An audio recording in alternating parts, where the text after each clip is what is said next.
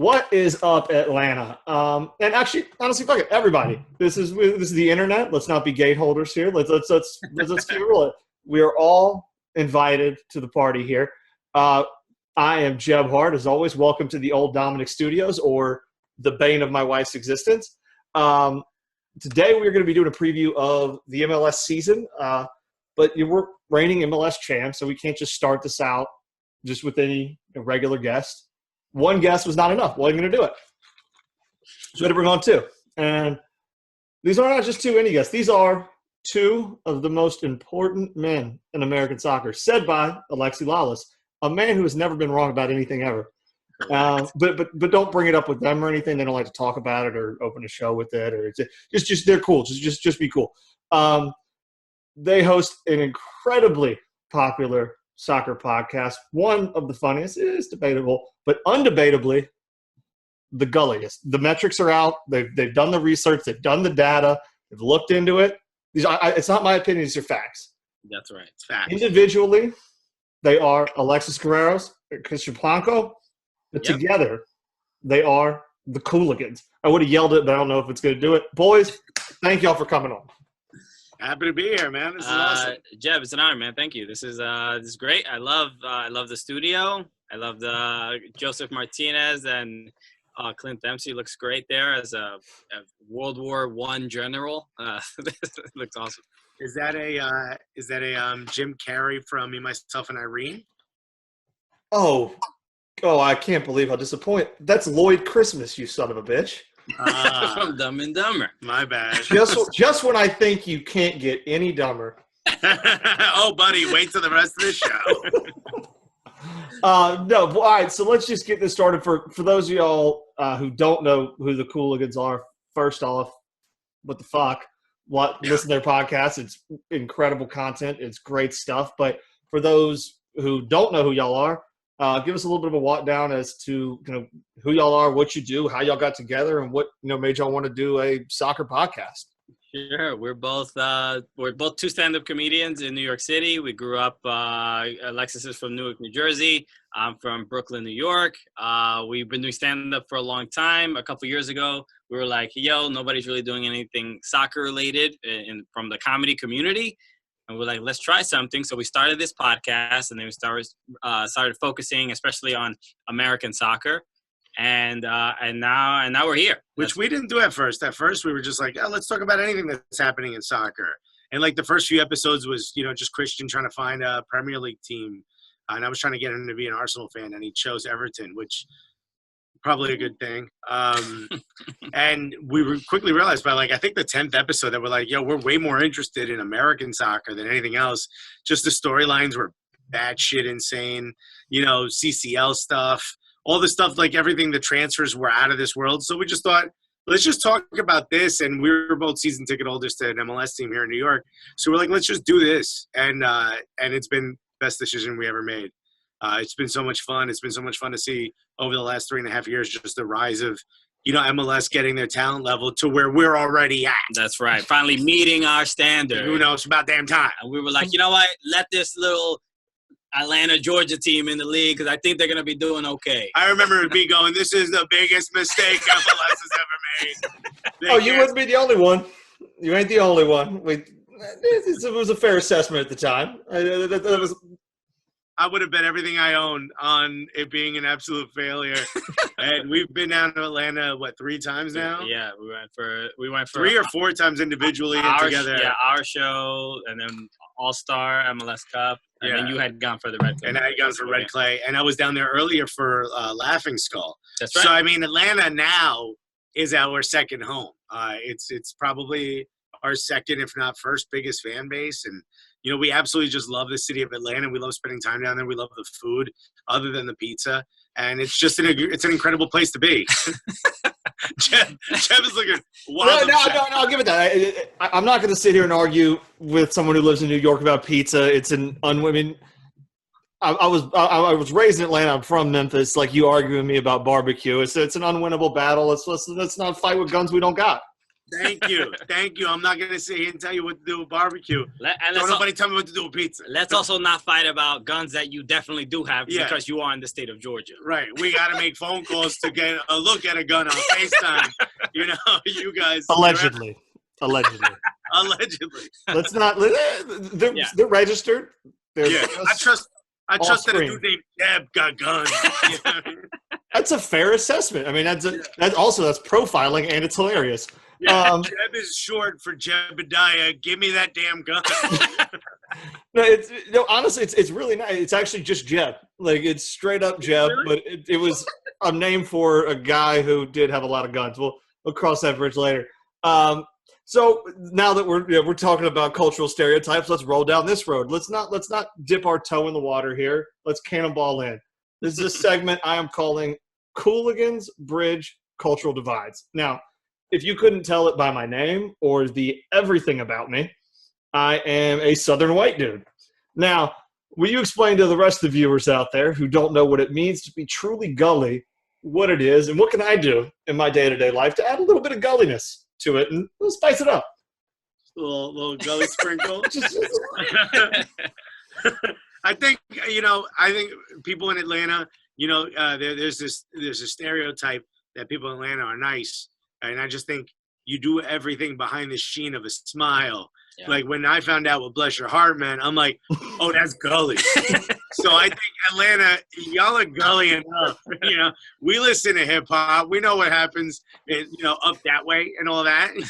So I think Atlanta definitely got it. But I think if you're, if you're someone who doesn't know if you're being gully enough, it's just make sure you let people know exactly how you feel when you feel it.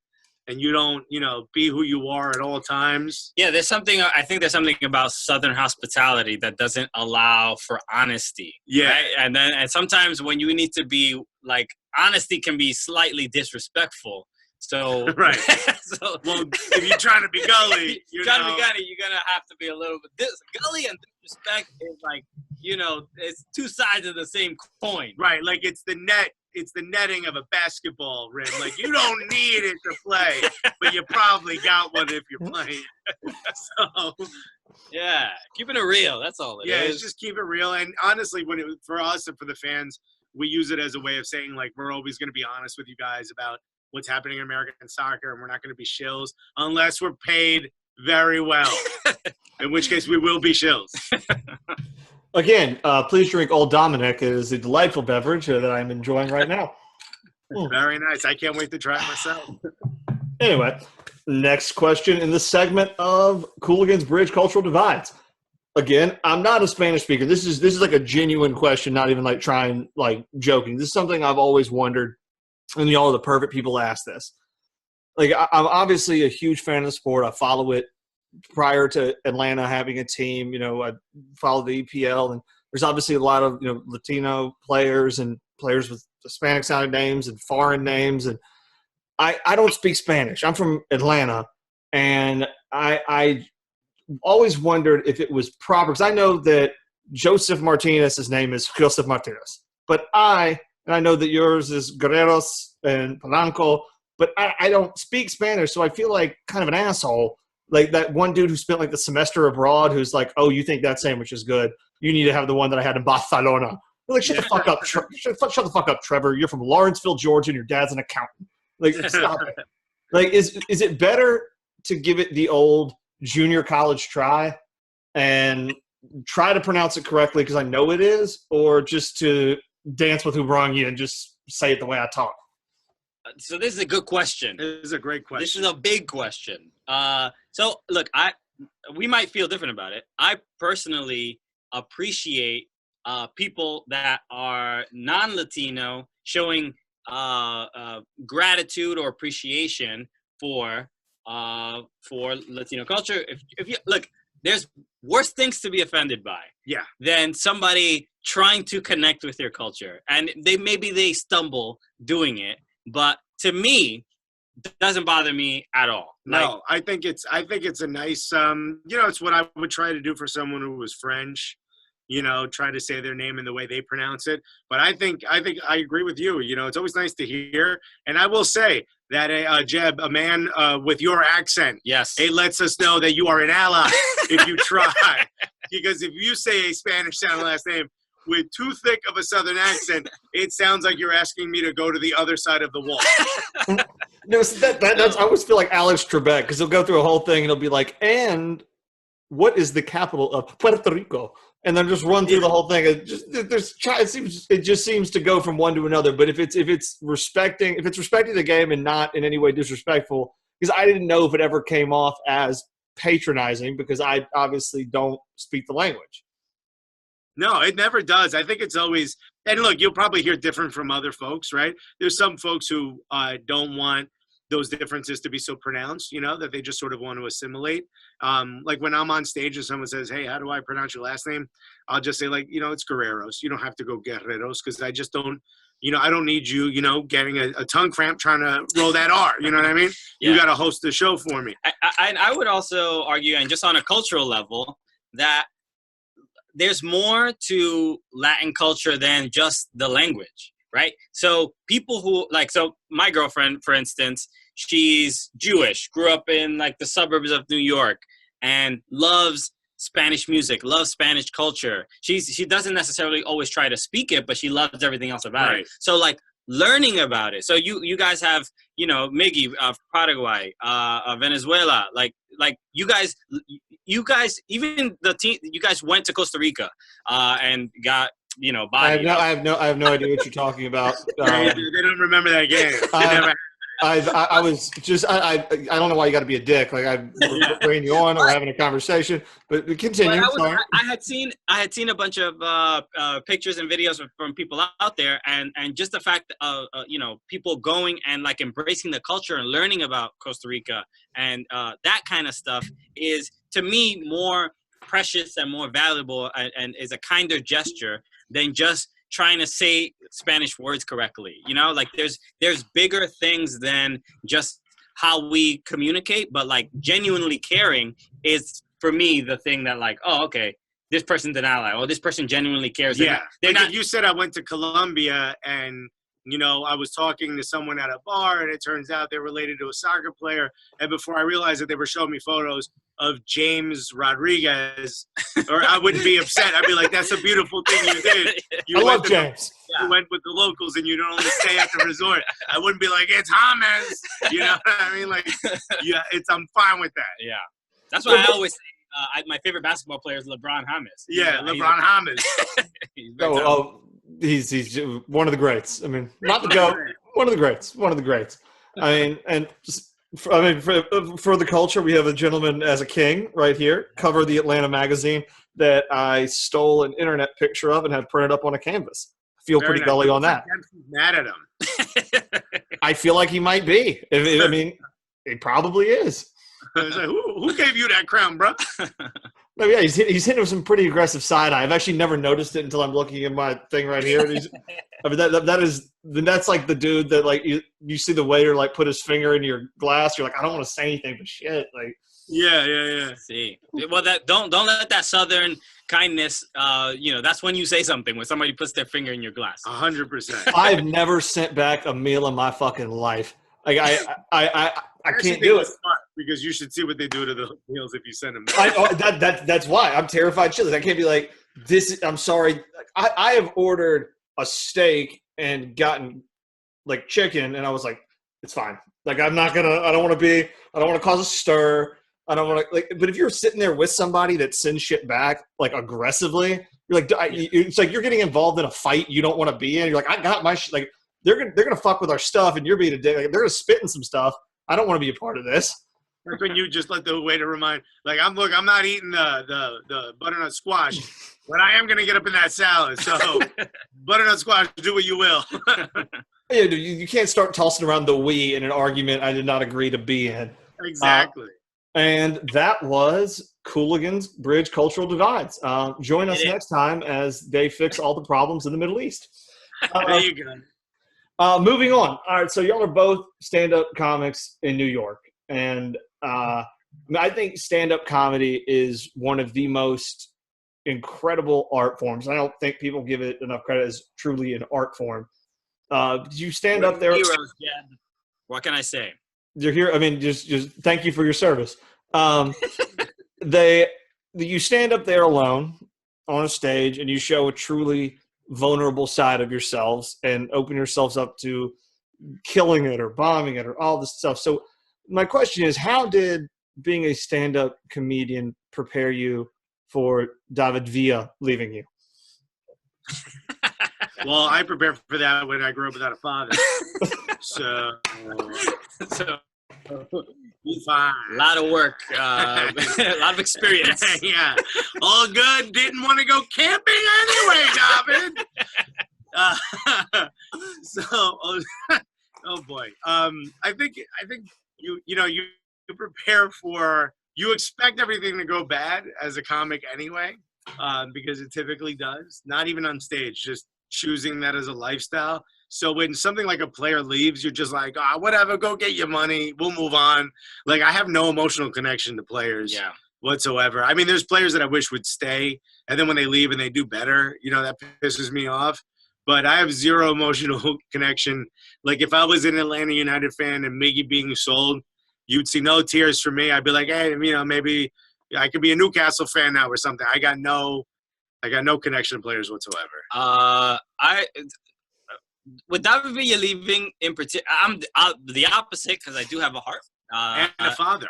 and a father, and David Villa leaving genuinely was I felt a feeling. I was actually sad.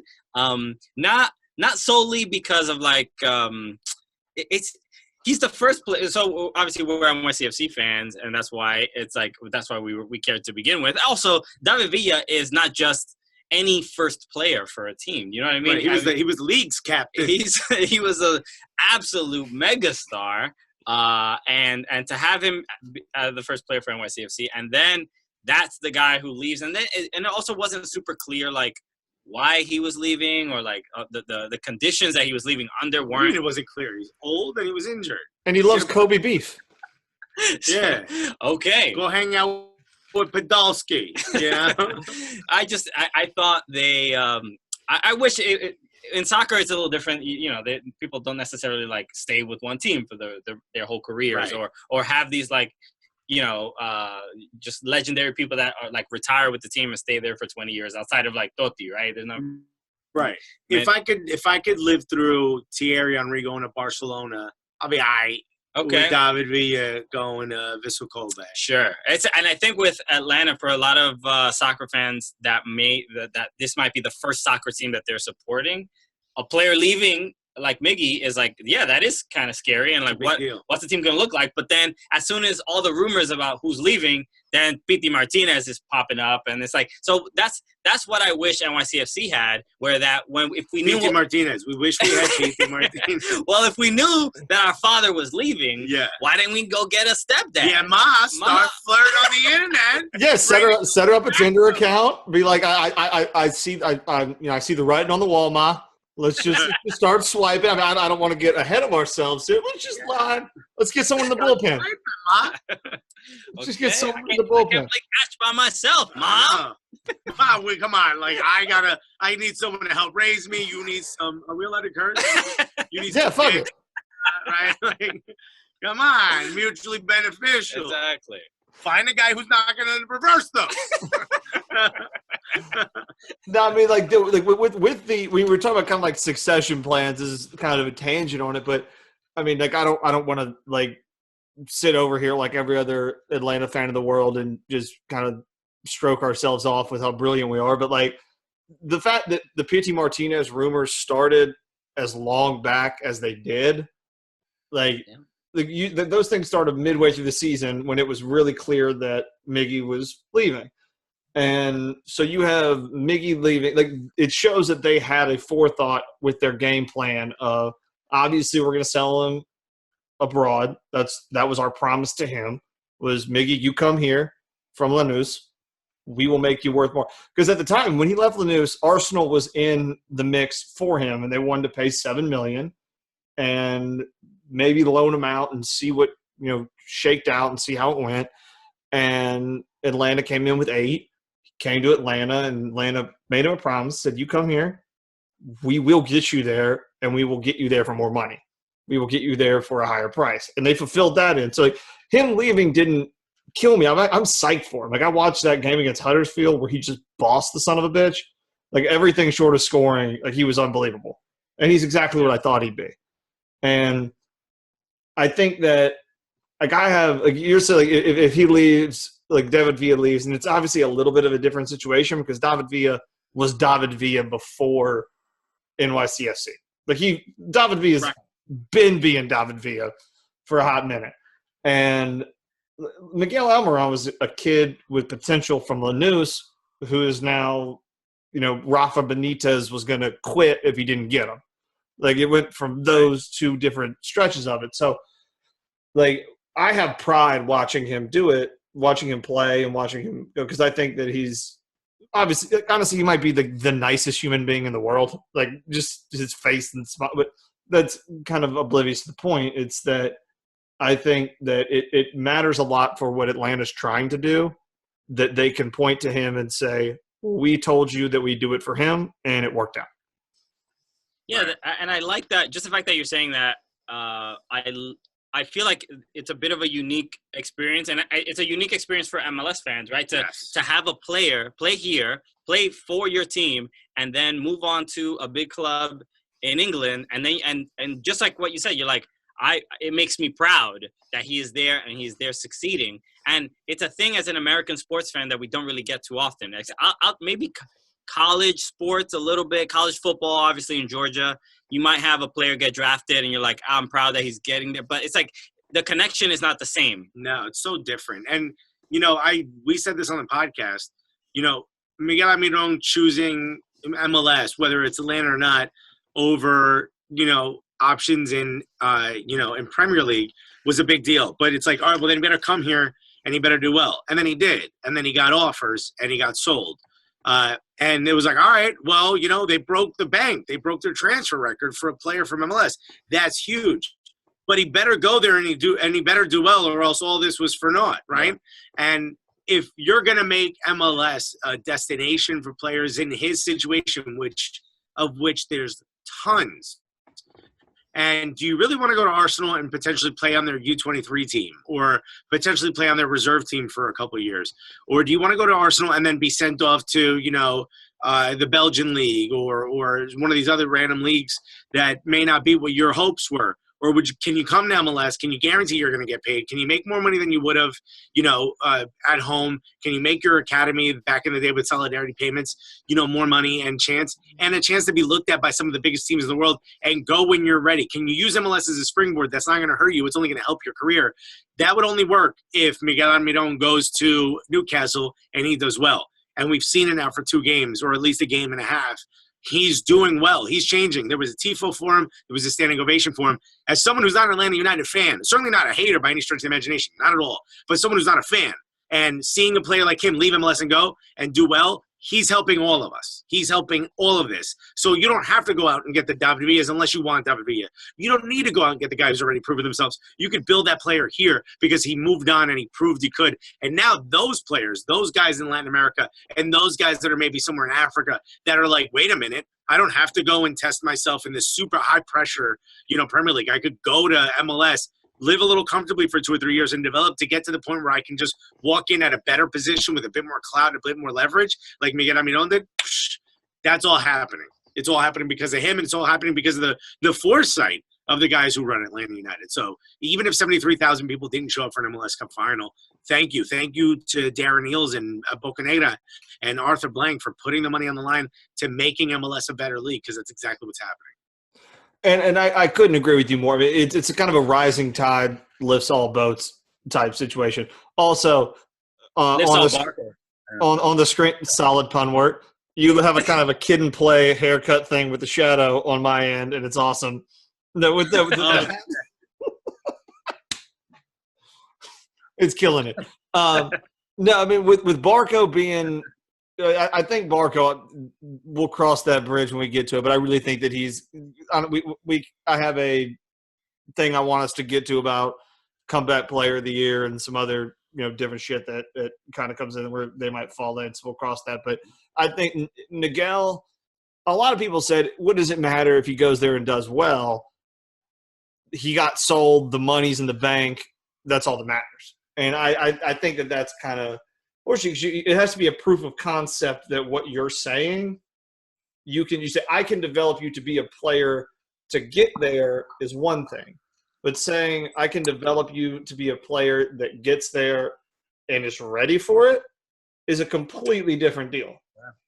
And Miguel Almiron, the biggest concern with him across the board was his physicality. Because he is exactly what he looks like. He is pencil thin. Yeah. Hi, Miggy. Good to see you. No, he is exactly what he looks like. And people say, there's not a single person in the world that would say that the MLS is more physical than the EPL. It's just not. There's not a person that could reasonably make that statement. But I could kind of make the statement with not feeling that dumb that the MLS was just as physical for Miguel Almiron as the EPL is, because he was so much better than everyone else. The amount of frustration tackles, the amount of just he was breaking away and they can't keep up. He was that much better that they just hacked at him. I mean, he got a guy sent off in his first game in the first 25 minutes because of that. He's used to it. I mean, he's not going to be able to body somebody off the ball. That ain't him. But can he take a tackle and pop the He's faster than everyone else, and nobody's keeping up with him. And that was really the main thing, seeing in that first game and seeing how clearly faster he was than a lot of the players. You know, what's the trope, right? He's faster with the ball than without the ball. But even with or without the ball, people can't catch up to him. And I was mentioning this on the podcast, like to have incredibly fast players like DeAndre Yedlin and him on the same team is very, very dangerous. So he doesn't really have to worry about bodying anybody or getting muscle that much because nobody's asking him to like win headers and win challenges. He's just going to be so much faster than you that you're not even going to have the opportunity to put a body on him to begin with. Yeah, and also let's stop acting like the Premier League's going to kick him enough or as much as he got over playing in the Paraguayan League. Yeah. Like I'm assuming that's a relatively physical league. Just, again, stereotyping here or just going on a judgment whim. I think he's used to it by now, and I think it was good that MLS is a bit more physical because he didn't let him sort of relax. He didn't put that guard down. And going into Premier League where they call a little bit more of those fouls than they would here, I think he is well prepared to handle the physicality that's coming at him. It's happening his entire life. And when dudes are that small, they're used to sort of being pushed around. And that guy knows how to handle it. He's like, I'm gonna embarrass you by running past you in 2 seconds. I mean, it's one of those. I tried to equate it because I was talking to some Newcastle people, and they kind of asked me like, how fast. They're English. Impressive. I got pieces. I got bits and pieces. I mean, we got the gist of it. It was kind of they pointed at stuff, and we got to the end of it. No, but like their question was like, yeah, he's fast, but he's playing the MLS. And I don't want to show my Southern in me, but I was, if you ever been to a NASCAR race or a F1 race you see it on TV and you're like, yeah, that looks kind of fast. Then you see it in person, you're like, holy fuck. Like they are cooking, like they're moving. And he's that exact, like you see him in person and it's a completely different deal. Like you see the space open up between him and the guy behind him and you're like, that's a different level. It makes you think, like, why isn't the guy behind him holding the turbo button, like on FIFA? That's weird. He's just strolling around the field while Miguel Almiron is running. That's rude. On to the next segment. All right. If y'all were not stand-up comedians, what would you be doing? Now, keep in mind, the greatest answer to this question has already been given, and everybody's just playing for second place. When Peter Crouch was asked, what would you be if you were not a professional footballer? He replied instantly, a virgin. That's a great answer. That's a good answer. I mean, I can ask an answer for Alexis. He would be much fatter. Probably. What would you be doing? You would be corporate stuff, right? I'd be hideously corrupt. I would be working in a corporate job. worried about emails coming through that would get me potentially fired for things I did to get to that corporate position. I would be openly taking bribes. I would be happy to give, dictators discounts on whatever it was I was doing. Sometimes I watch the Paul Manafort and Roger Stone, and I'm just thinking to myself, like, it could have been me, man. I'm glad I didn't go down that route, dude. So I'm very happy for soccer for saving my life. I would be doing IT. I went to school for computer science. I fix computers, and that's not as exciting. But that's what I would be doing without a doubt. I love espionage, something like that. All right, so one of y'all would be helping fix computers, and one of y'all would be ruining our society as a whole. So I'd be helping fix games. And technically, I would also be a virgin, so still pretty good. Me and Peter Crouch have a lot in common. I mean, there's a height disparity and one or two others, but also a skill disparity. It's not just the height. I don't know how much of a skill disparity. I haven't seen you play. He wasn't that techie. He's in the Prem. All right, so being stand-up comedians, what is more annoying? Will Johnson's face and general attitude, or him as a human being, or you telling somebody, I'm a stand-up comedian, and then saying, tell me a joke or be funny at like 1 PM at a deli? That would be more annoying than a thorn directly into a hemorrhoid. That is the absolute worst. And my answer is buy a ticket. Like, I'm not, you don't walk up to a doctor in the street and be like, hey, check my tonsils, or whatever it is doctors do. Give me a proctology exam right now, check sir. this prostate, my guy. You don't do that. So I'm already lubed up.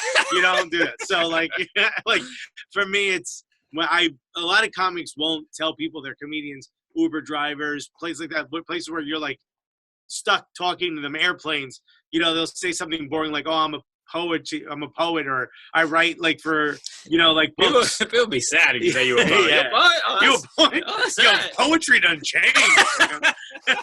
But like people have all these answers. Like one guy says he's like an actuator, like an actuary. Actuator. That's it. Sounds like the flex. Maybe you just don't know about this other job. I wouldn't have asked about either of them. I just nodded my head and said, just the name sounds boring as fuck. I'd be like, oh, good for you. Anyway, just left like up here. Yeah. It's terribly boring. One of my friends says he appraises houses for insurance companies. Like, that's the baddest guy. We gotta say big jobs. Yeah, that we couldn't get and get more money than us, just so that we don't get tied up into these conversations. One about the worst of all is the guy who says they want to be a comedian and they ask you for advice. And it's like, what advice can I give you? Look at me. I'm flying in coach. Don't ask me advice. Yeah. So I think that answers the question. Will Johnson is not as annoying as those things. Yeah. Well, that brings me to my next question. Be funny. Buy a ticket. I feel like we've been doing okay on this show. I'm fucking kidding. Y'all are killing it.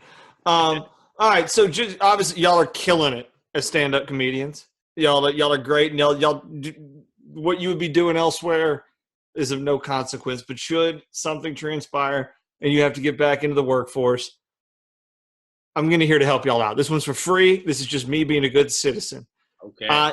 The Google is famous for asking incredibly difficult interview questions. I want to run a couple past you, and just to see if, should something go wrong with comedy, can we get hired at Google? Y'all in?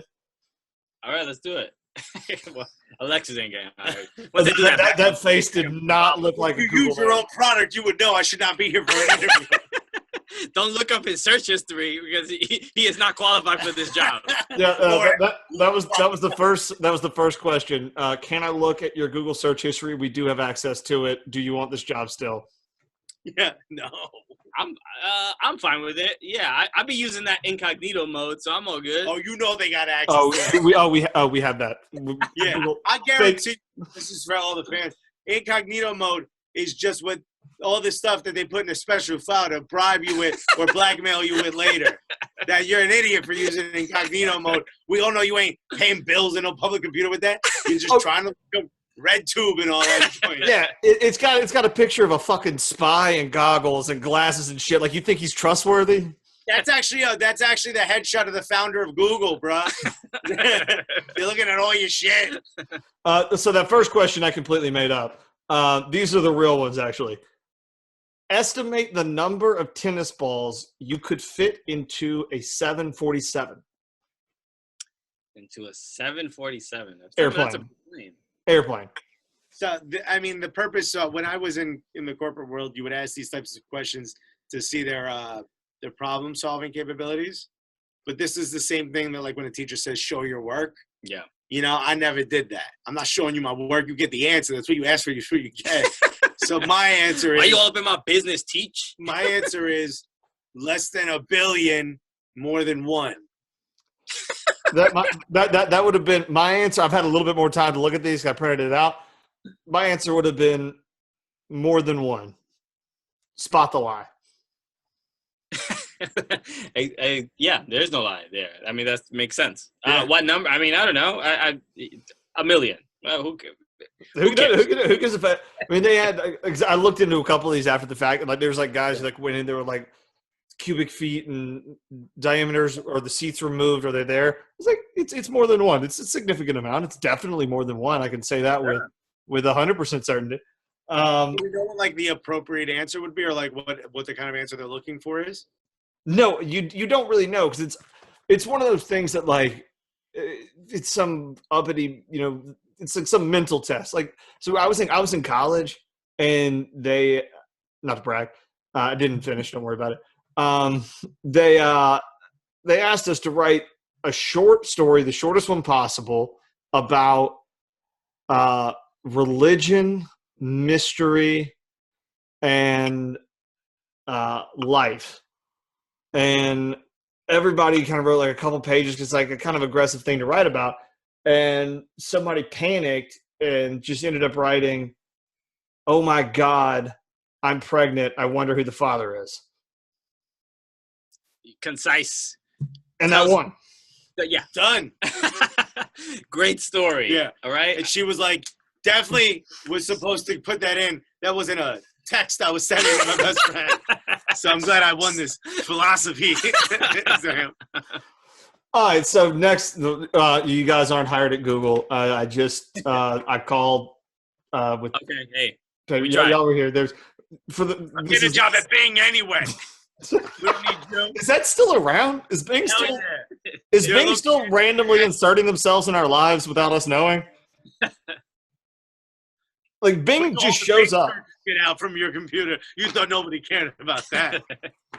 Dude, yeah, Bing just like randomly showed up in my life at like random points. Like, do you want to use Bing? I was like, no, very much so. I don't want to use Bing. And then it'd be like, please. It kind of got desperate. It was like, please use Bing for this. Like, maybe. Yeah. They're like, yo, we'll give you money. They're like, come on, man. Yeah. All right, so let's get on to the soccer side of things. While we're fucking here, before we get to, I want to talk about who y'all think will win the cup, the Shield, how things will shake out, who's going to tank, who's going to do that. I want to know what you were right about last year and what you were way wrong about. Like, what take did you have that you fucking nailed, and what one was your one that you just whiffed? I know what you were wrong about. I have two bad ones. Wayne Rooney. I don't think I was right about anything. Wayne Rooney. I said Zlatan and Rooney were going to be busts. Big busts. Completely wrong about those. Yeah. Yeah, man. Yeah. And I was like, I wasn't totally pessimistic about Rooney. I was like skeptical. You're like, you'll be all right. But he'll be all right. Yeah. We were both wrong then because it was incredible. Yeah, anyway. I was way more wrong, but we were both in the wrong category. Yeah. I don't know. What was I? Zlatan, I thought was going to be trash.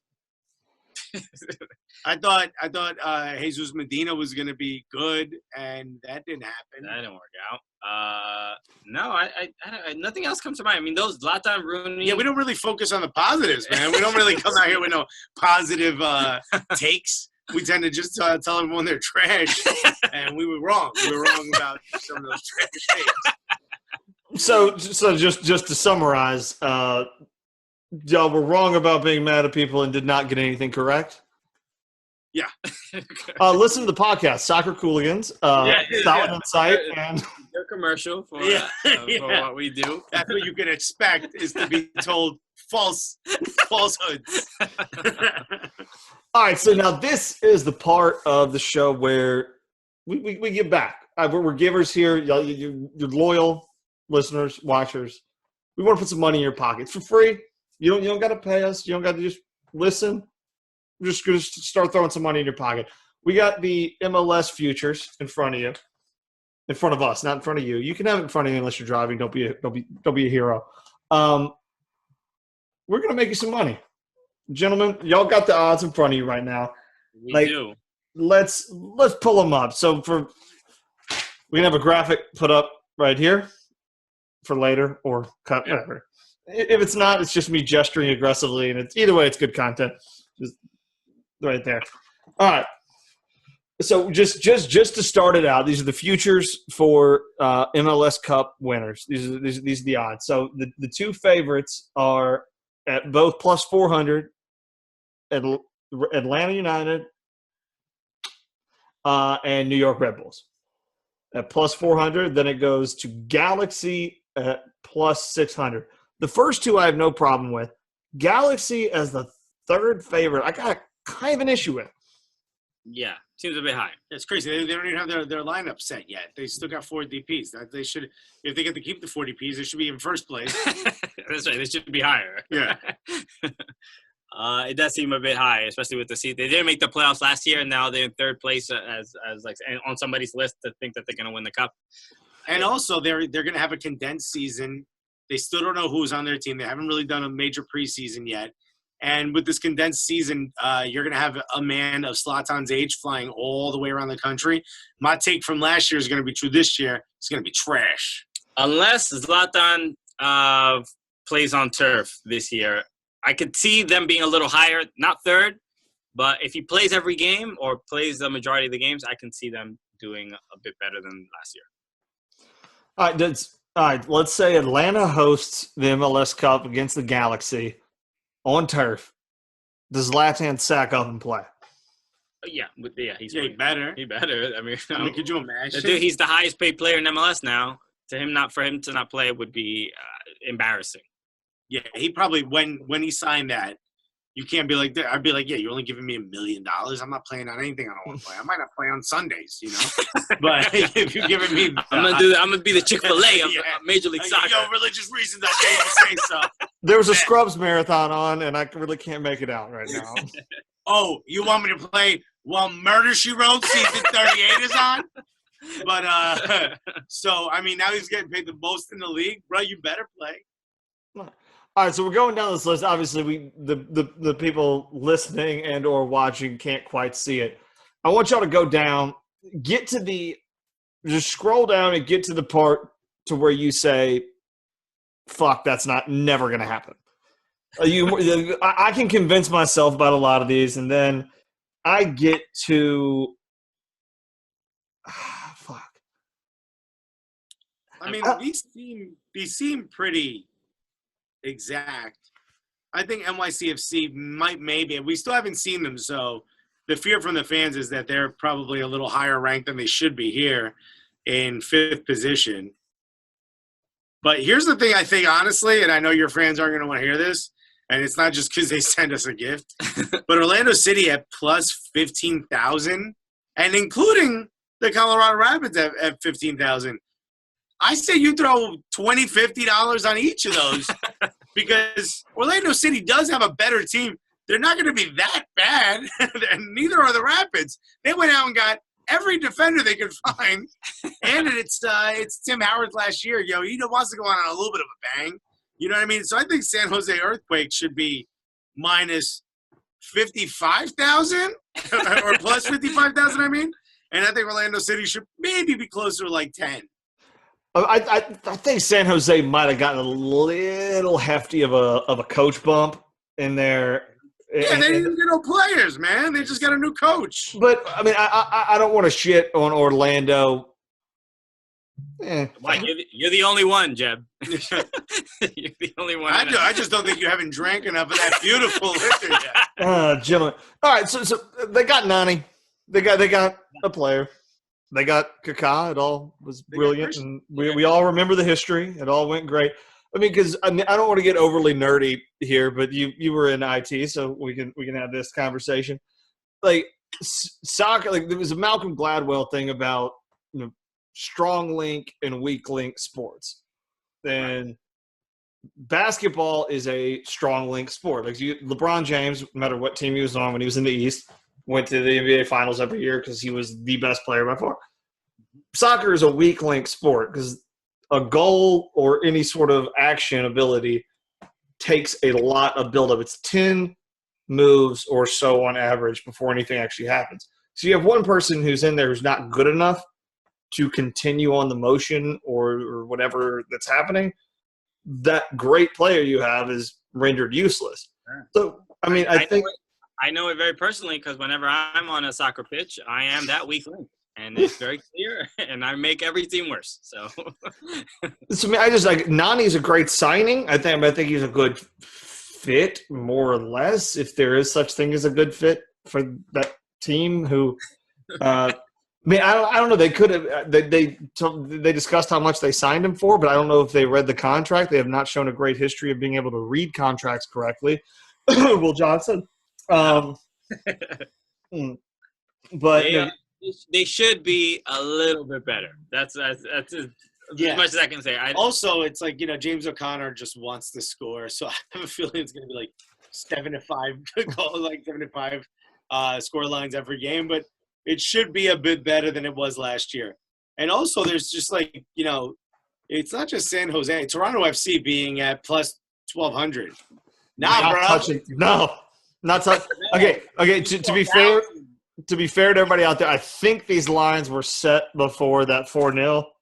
Yeah. But I ain't fucking touching Toronto. Which one? The one against CCL or against Las Vegas Lights? Las Vegas Lights, they took a 4-goal drubbing. They lost 5-1. Oh shit! This was after the Las Vegas Lights. Fuck me. Yeah, no. Yeah, that's after that was. Yeah, this was the fifth. Yeah, this is after the Lights. So yeah, I'm not touching Toronto. I think that's going to be a catastrophe. Because last year, that was my pick of the year that I thought I kept sticking with. I was like, they'll come back. They'll come back. Yeah. Because everybody had that kind of same idea. It was CCL. It's tough. They're killing it in CCL. Obviously, it's not working right here. They'll shake it out. Yeah. And then you're like, off. And no, they did not. Michael Impact are going to be a scary team this year. And they don't have any players whose names besides maybe Bakary Sagna. But, Remy Gard, and maybe it takes another year or two for them to sort of develop. But Remy Gard has them playing really, really well. And in the preseason, they're looking really good. And I believe they're going to be a much, much better team. Same thing with Columbus Crew. I think Caleb Porter's going to pick up where he left off. I think he's, I would have hoped he would have gotten one or two more players that are his guys. Maybe not Darlington and Agme. I know you guys wanted to keep him, but one or two more guys that are his. And also FC Dallas is at plus 2,000, which is just insane to me because nobody knows what any of the people on this team are going to do. They're kids. The coach is new. He's young. The players are young. It's basically an academy team that's going to play.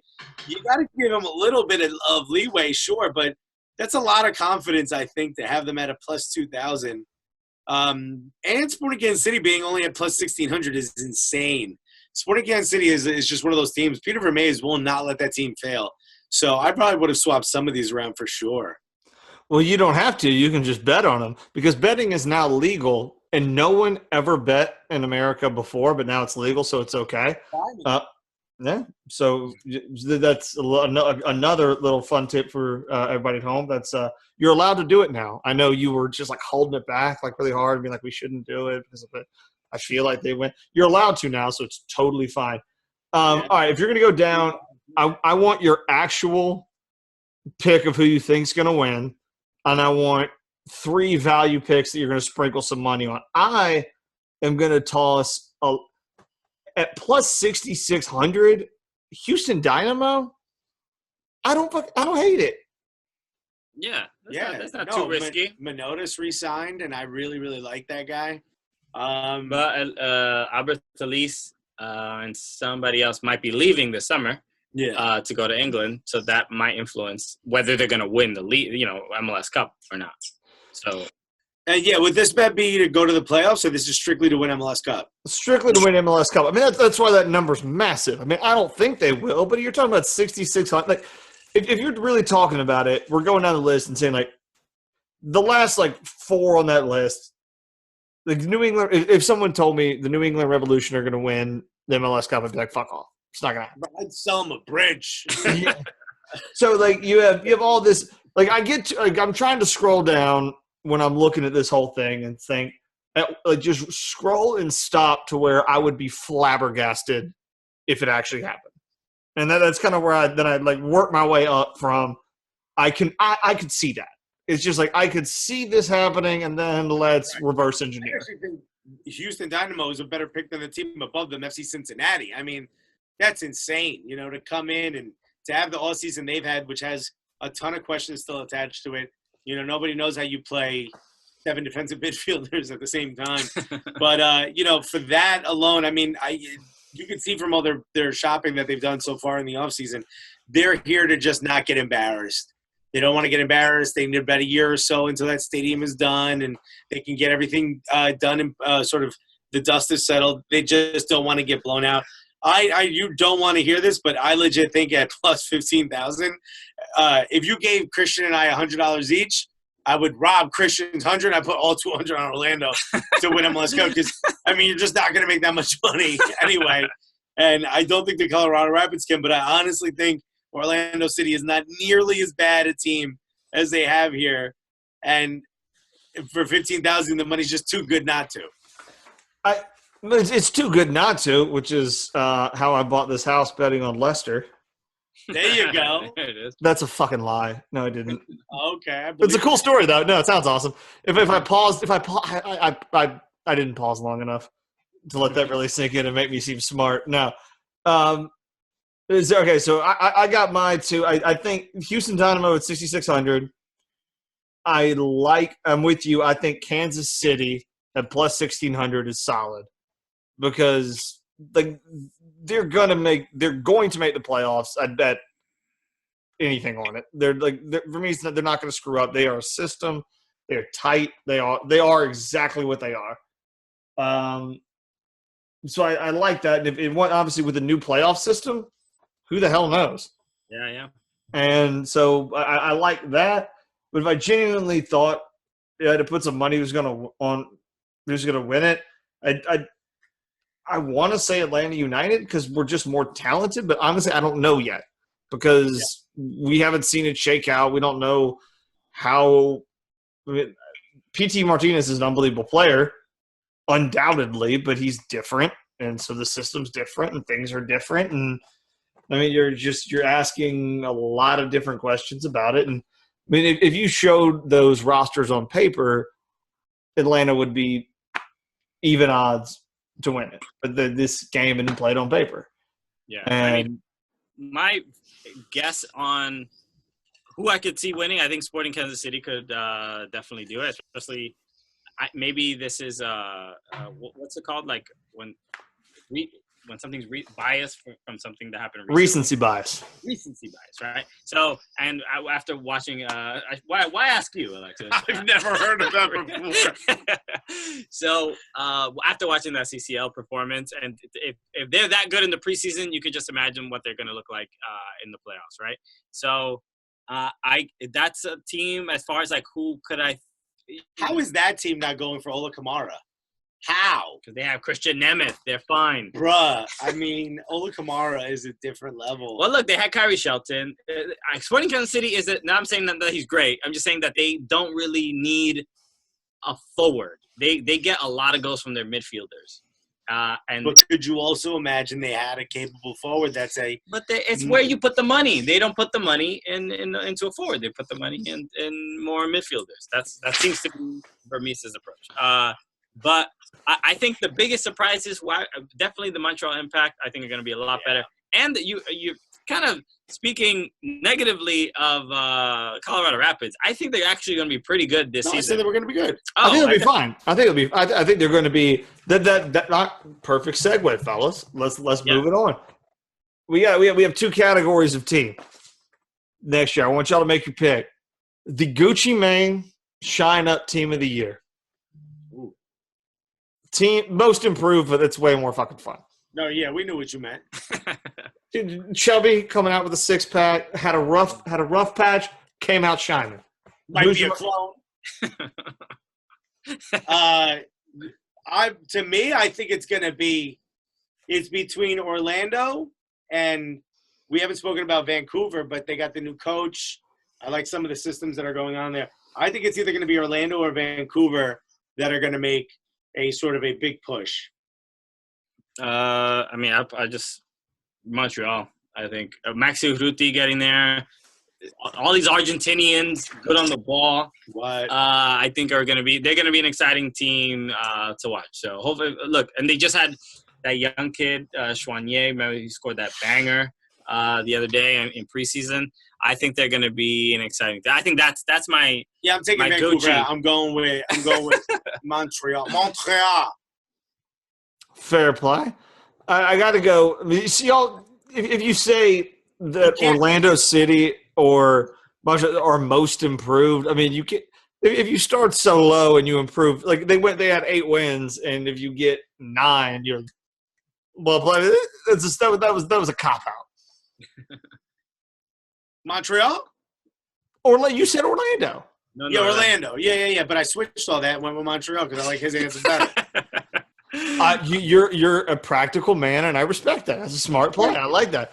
I thought honestly, I just hope for Orlando that they, at the very least, they seem to be not only a team that doesn't play well, or at least they didn't play well the last couple of years, but they just have like this.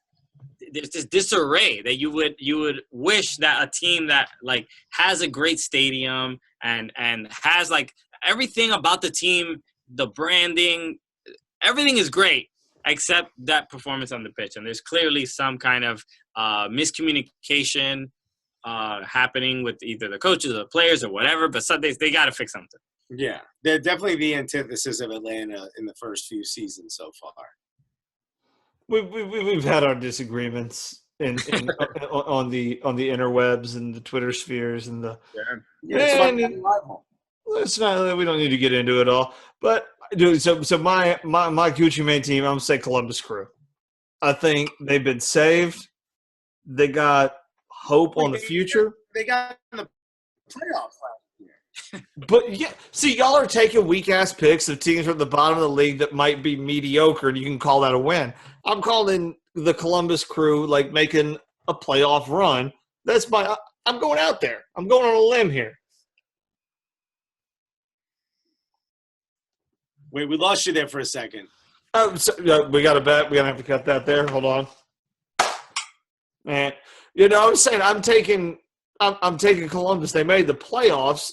Y'all's picks were teams that were at the very bottom of the fucking league. I'm taking a team that was in the playoffs. I'm saying they're going to even jump up more and be awesome. Okay, that's pretty dope. All right, so you think they're going to get to like possibly MLS Cup? No, because they're in the East. They'll get to the Eastern Conference Finals. Okay. Got it. Well, the last time Atlanta played Columbus in the playoffs. I don't. Again, you're talking. You throughout this conversation, you've discussed 2 games I don't recall, and I don't much appreciate it. It's a little bit. Yeah, they must have not existed those games. And sensitive. All right, so we're gonna get to the over/under prop bets for the season. All right.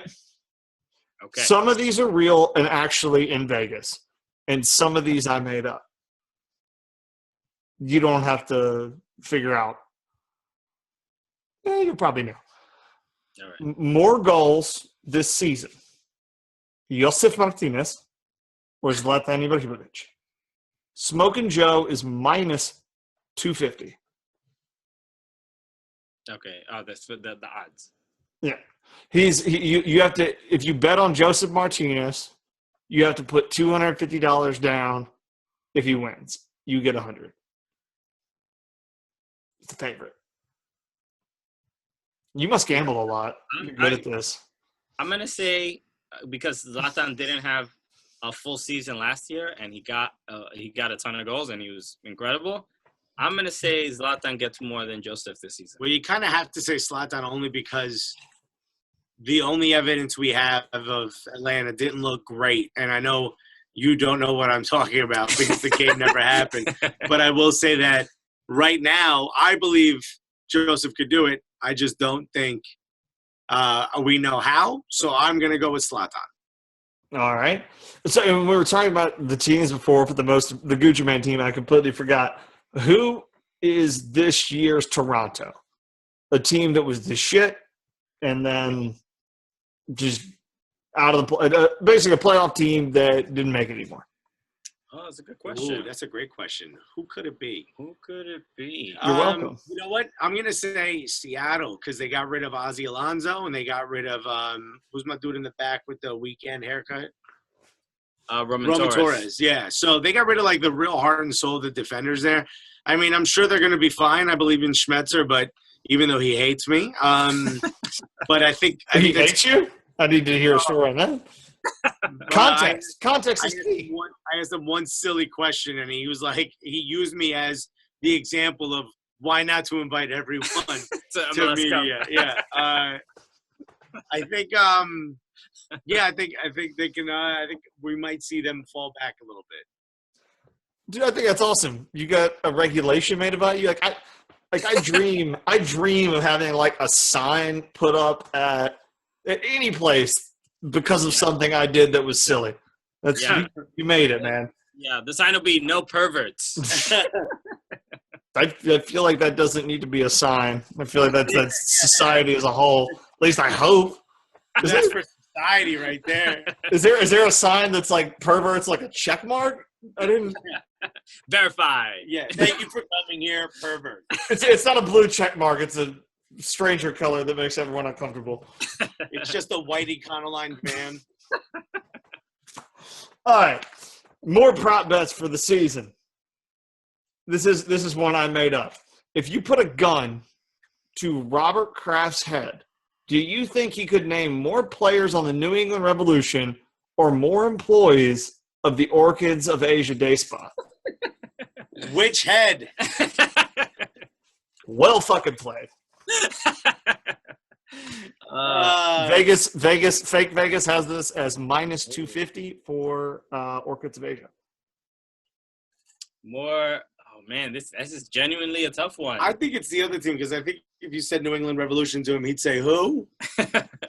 You mean there's a revolution going on where? Yeah, where? That sounds like a great massage parlor. How much do they charge? So I guess maybe the answer is still no more employees at what's the name of the place again? Orchids of Asia. Hold on. Orchids. I need to get this right because it's advertised. They're doing great work. Today's show is sponsored by Orchids of Asia. That would love if we could get them as the Cooligans FC shirt sponsor. Oh my god! Oh, it's terrible.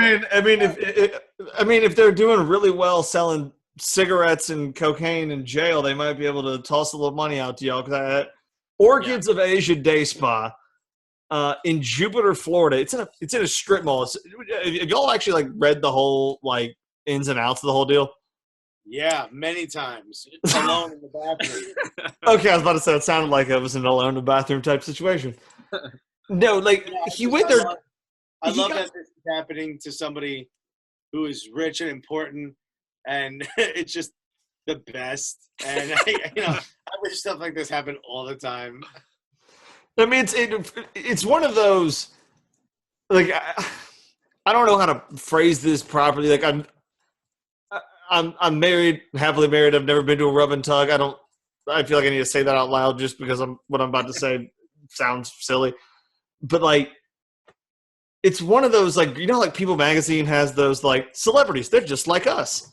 Like, like he shows up in a Bentley to a rub and tug shop at a strip mall in Jupiter, Florida, and twice in 24 hours, then flies to go see the team he owns win the AFC title. You're like, money does not buy happiness. even though he paid money for happiness at that place. So it's kind of a Well, money can buy you a happy ending. Yeah. Uh, Clearly old billionaires are just like us. Yeah. Also, if you're one of those women and you see a Bentley pull up, you stop right before he's finished and you go, "That's another $100." Come on. yeah. That's what they said. They said he gave her $100 bill as he left, Mm. and Bruh. they said that as he was a good patron. Like, if you knew who the fuck that was, you're like $100. I'm gonna tell on you. Yeah, of course. I got a selfie of me holding your dick. Are you kidding me? $100 now, bruh. I want one of the payments on that Bentley. Just give me Tom Brady's phone number. I just don't worry about it. Yeah, I'm eating dinner with Giselle Bundchen, or else everybody's seeing this. Her and all her crystals and weird shit, and if you drink water enough, you don't get sunburned. She's an idiot. I mean, Jesus, Tom's the one who got hit in the head more. He sounds smarter than her. That's thank you. I've said that fucking before. I was like, he says all this shit now, and he's like, I drink enough water so I don't get concussions, and as I'm getting hit, I fall down, and I tell myself don't get concussed, so I don't. I'm like, you sound so fucking concussed right now. Yeah, exactly. Yeah, it sounds like CTE right there. All right, it's just straight up brain damage, Mr. Brady.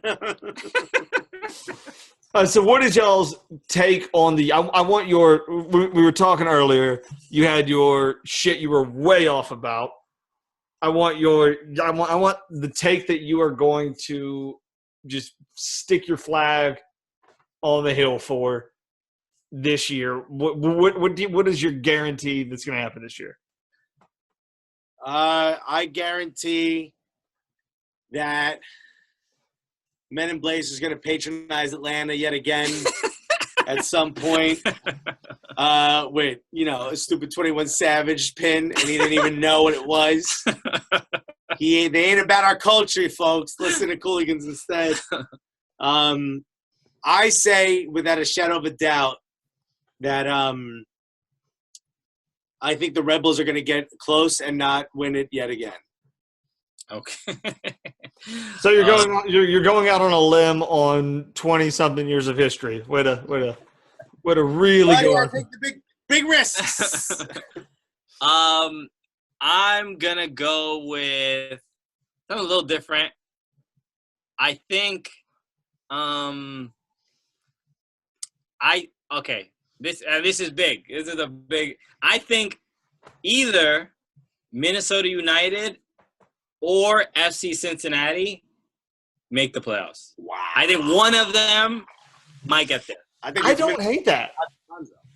Yeah, I feel better about Minnesota, but I think a team that has just been bad for the last couple of years, I think they might actually be able to kind of fix things and do a little better. So yeah, I'm gonna say that. I don't hate that. Yeah. I mean, the way we looked at it, like historically with expansion teams, has always been y'all are going to suck ass and then y'all shake it out, except for like the first couple of years where everyone was expansion team and it was all kind of a crapshoot. But like it's been a little bit different. I think that Cincinnati could. They got Tams to make her dance, and they're just tossing that buddy around. But like, I think Minnesota could pull something off. I don't think that's a terrible take. I think if I had to go out on a limb and say something, I would make it that Mike Petke gets fined over $30,000 this year. All right, then. Well, RSL season's gonna be rough. Yeah, they're gonna have a tough time. Like I'm playing well, but made like 2 mistakes. Dude, like I have such a hard problem with it because like I like RSL and I love Mike Petke, but I want them to get screwed and lose so badly because I just want the press conference. It's too good. He's put himself in this position where people root for him to get screwed on a VAR call just because it's so good. And he's one of the spirit animals of our podcast. His energy and accent is just perfect for what we do. When he told Trey to get the friggin' printer, fix that friggin' printer, Trey. I just love that dumb Long Island accent so much. I mean, dude, he is. This is a southern and northern thing we can agree. All right, Mike Petke is the northern version of Ed Ogeron. Y'all know Coach O? Yeah, where did he coach? I know the name. He's the head coach at LSU, who is one of those bottoms who got to go Tigers. Yeah, but his first head coaching job was at Ole Miss, and in his first team meeting, he was dipping coffee, shotgunning Red Bulls, ripped his shirt off, and challenged all the players to fight. Okay. I like this guy. All right, day one. And now you have a college football team. Go Tigers. Go. No, like Mike Petke was like, because Coach O will come out in a press conference and be like, "Oh, we just did bad football, terrible play, it was bad shit. Fuck them." Yeah. And he has the stuff Paoli. Yeah, and it's it's the flip around because the southern version of it is to get quick and concise, but also be kind of, if you're pissed, you're pissed. The Long Island version is to be like, all right, this motherfucker right here. Yeah. I'm going to tell you everything I know about this person from the day we first met to now, because I'm upset about something very small, and I'm willing to burn every bridge. It's honestly my favorite. So what is y'all's biggest hope for the year? Pay our rent. We're trying to make money. Maybe have our significant others happy with our life decisions. Or respect what we do.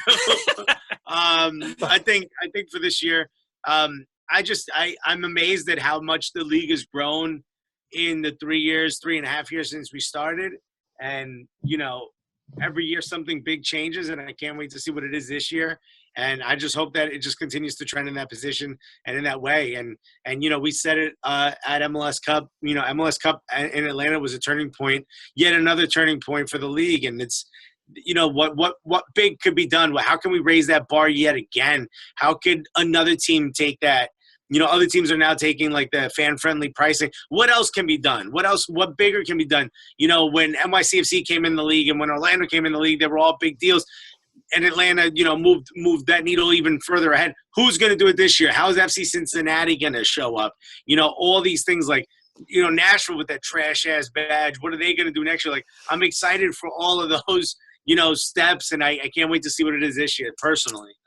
For me, I think we've been learning, especially we did a comedy tour / soccer tour last year called the World Cup Comedy Tour. And we got to be in front of audiences that were soccer fans and comedy fans. And that's like especially this year, we're going to just do more of that, really trying to merge these two worlds together. And from what we saw last year, it was a thing people enjoyed. They appreciated that.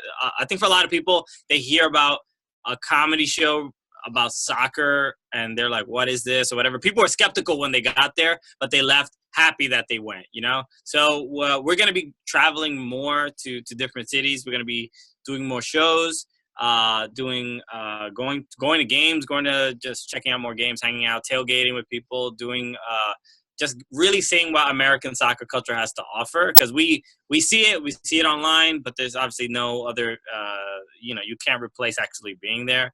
And just like we saw, and the tailgate for MLS Cup in Atlanta was unbelievable. It was cold as shit. It was cold, it was raining, and it was still amazing. And we have a video coming out very soon. Just go on our YouTube channel to check it out of our time at MLS Cup. That's we're editing it right now, and it's really cool, and I think it captures it well. So yeah, traveling more and being in front of soccer fans, in front of Cooligans fans is the next thing that we're focusing on for 2019. You guys are the absolute shit. I cannot thank y'all enough for coming on. I could have this conversation for another 4 hours if we had it, but people aren't going to listen, and fuck it, we can do it later. I don't know. They might listen, but if we did it, we can chop it up, boy. I cannot thank y'all enough. Y'all are awesome. Thank you, man. It was an honor to be on. You're the best, man. Enjoy. Thank you.